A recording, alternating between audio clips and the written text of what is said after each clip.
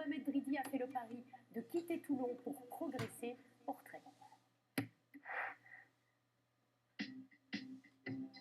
Son regard en dit long, Mohamed Dridi ne triche pas. Il a découvert le rugby tard, à 13 ans. Il intègre le Morillon, un club de quartier. Le courant passe avec son éducateur. Il délaisse alors la boxe et le foot pour se révéler au rugby. C'est le début d'une aventure humaine. Mohamed marche à l'affectif.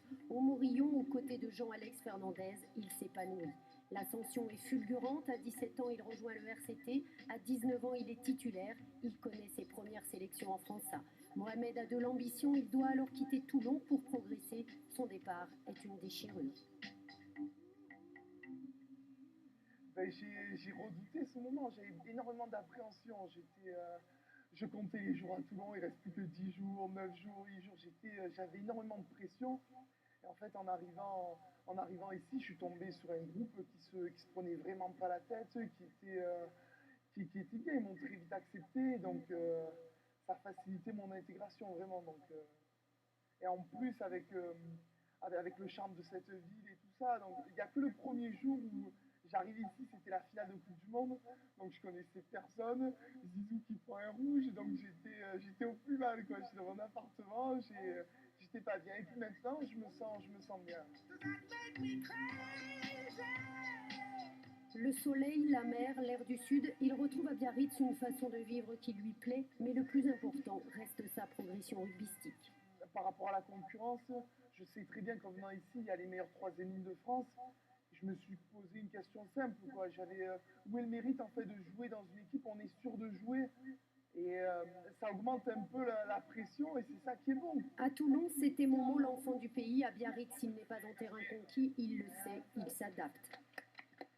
En quelques mois, il s'est parfaitement intégré au club. Mohamed est attachant, généreux, peut-être trop, il en perd parfois un peu de maîtrise. Au Pays Basque, il découvre une nouvelle ambiance. Ici, les gens sont moins fadas. Aguilera n'est pas Mayol. Il apprécie l'anonymat. Moi, quand je sortais à Toulon, c'était pas la folie, mais j'avais tout le temps des gens qui venaient me parler. J'avais tout le temps. C'est super agréable.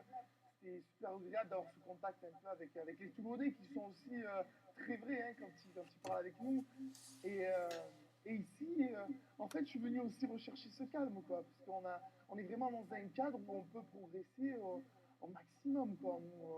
On nous prend pas la tête, on nous reconnaît pas, on nous laisse vraiment tranquille, quoi. Donc, c'est une bonne chose. D'origine tunisienne, il a grandi entouré de ses 6 frères et sœurs. Sa famille lui manque. Pendant la période du Ramadan, Mohamed s'est senti très seul. Une solitude pourtant bénéfique, mais en début de saison, il aurait aimé partager ses moments de bonheur. Ça me manque, quoi. J'y pense, on s'appelle tout le temps et tout. Et après les matchs, bon, ben, je rentre chez moi et j'aimerais bien un peu fêter ça avec mon grand frère, avec mes sœurs et tout, qui me suivaient tout le temps à Toulon. Son seul objectif, profiter pleinement de ses 3 ans à Biarritz pour devenir incontournable et réaliser son rêve, être un jour champion de France.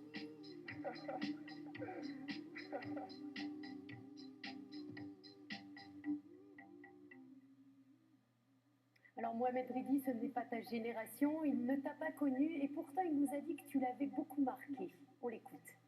Moi je dirais même Monsieur Herrero, c'est un monsieur pour nous parce qu'il incarne au Toulonnais, c'est lui qui a porté le professionnalisme, je pense à Toulon à l'époque où pratiquement aucun club français ne l'était, donc c'est quelqu'un d'immense pour nous.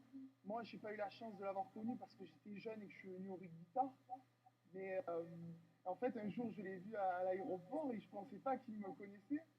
Et en fait, il me dit ça va, l'enfant de la rade. Et quand il m'a dit ça, c'était un moment super fort. Quoi. Ça m'a fait chaud au cœur parce que ça fait du bien d'être reconnu par les siens. Quoi. Et surtout par lui, c'était un moment assez fort. Quoi. Ça m'a vraiment touché quand tu m'as dit ça. Et j'ai pas osé lui répondre parce qu'il est assez impressionnant. Et voilà, quoi, donc j'ai dit oui, et voilà, quoi. Mais avec plaisir, un jour de le rencontrer, de discuter avec lui, ça me fait vraiment plaisir. Tu te rends compte que tu l'as intimidé? Oh, c'était pas le sens, mais bon, je me sens évidemment très honoré de l'émotion procurée par la chose, par la rencontre.